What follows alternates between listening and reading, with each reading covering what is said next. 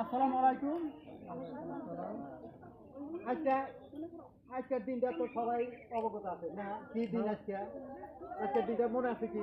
আজকের দিনটা কি দিন মনে আছে? মনে আছে? হ্যাঁ। 15ই আগস্ট। হ্যাঁ। 15 আগস্ট মানে ভারতের স্বাধীনতা দিবস হিসাবে আমরা এই দিনটা পালন করি। হ্যাঁ। মানে এই দিনে বিভিন্ন কষ্টের মাধ্যম দিয়া বিভিন্ন রক্ত মাংস খাড়াইয়া এই ভারতকে আমরা স্বাধীন করে নিয়েছি। সাধারণত একটা জিনিস হয়তো এটা ফট করে কেউ বুঝে ওঠে না, যেমন 1 বিঘা মাটি যদি হাসে আছে, 1 বিঘা মাটি ফাইনাল করবার যাও, দেখো কত কষ্টের বিনিময়ে তারা এই ভারতকে ফাইনাল করে নিয়ে। হ্যাঁ। তাহলে তারা এমনি এমনি করে আসে নাই। এর বাবা মারা গেছে, এর ছেলে মারা গেছে, এই যে ক্ষুদিরাম বসু দেন 18 বছর বয়সে তাকে ফাঁসি দিয়ে মারবে শুধু এই আন্দোলনের জন্য।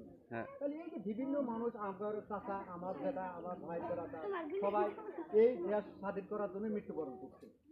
তাহলে তাগর তো আর কিছু দেই না, আমরা কিছু দেখি না। তারা টাকা পয়সাও চাইতেছে না, কোনো কিছু চাইতেছে না, খালি শুধু তাগর নিজে একটু দোয়া খায় চাইছে যাতে মরে গেছে তার বলে কেরা কি করবো। তাই সারা ইন্ডিয়া তোরা সবাই মিলে এই আজকের দিনটা সবাই জন্য সবার জন্য দোয়া করছে।